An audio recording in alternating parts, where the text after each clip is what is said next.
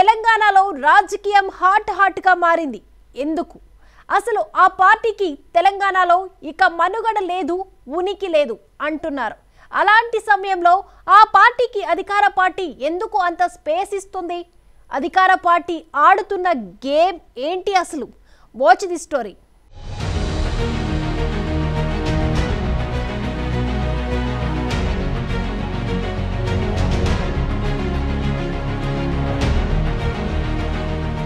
తెలంగాణలో అధికార పార్టీ కాంగ్రెస్, ప్రధాన ప్రతిపక్షమైన బీఆర్ఎస్ పార్టీలు సవాళ్లు ప్రతి సవాళ్లు చేసుకుంటున్నాయి.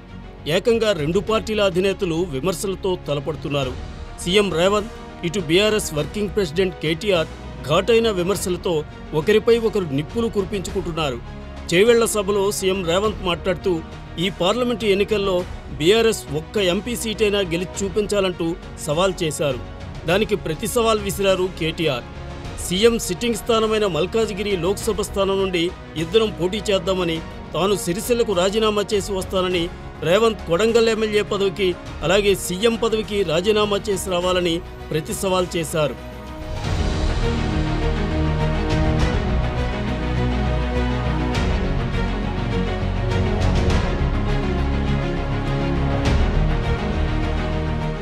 గత కొద్ది రోజులుగా అన్ని సర్వేల్లో బీఆర్ఎస్కు కేవలం 1-2 ఎంపీ స్థానాలే వచ్చే అవకాశాలు ఉన్నాయంటూ సర్వేలన్నీ కోడై కూస్తున్నాయి.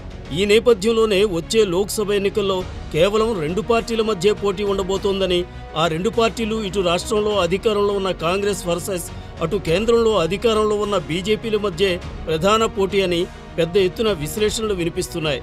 రెండు జాతీయ పార్టీల మధ్య పోరులో ప్రతిపక్ష బీఆర్ఎస్ చితికిపోవడం ఖాయమని మేధావుల నుండి అభిప్రాయాలు వ్యక్తం అవుతున్నాయి. అసలు సిచ్యువేషన్ కూడా ఇదే అనుకుందాం. మరి ఇదేంటి? సీఎం రేవంత్ పాలిటిక్స్ని ఎలా డైవర్ట్ చేస్తున్నారన్న అనుమానాలు ఎవరికైనా రాకమానదు.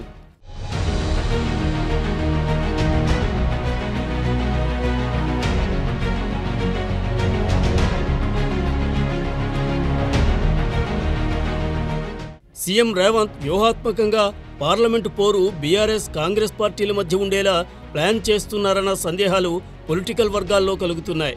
ఎందుకంటే బీఆర్ఎస్ను విమర్శలు చేయడం వల్ల బీఆర్ఎస్ ప్రధాన ప్రతిపక్షం పొజిషన్లోకి బలంగా ముందుకొస్తుంది.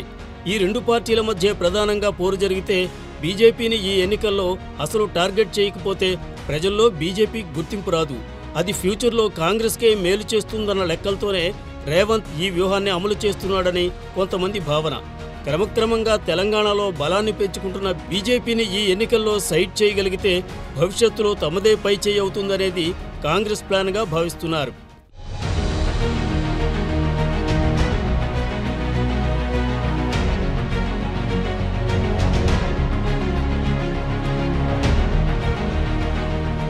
ఇక బీఆర్ఎస్ కూడా ఈసారి ఎలాగైనా 4 నుండి 5 స్థానాలను గెలుచుకోవాలని పక్కా వ్యూహంతో ఉంది.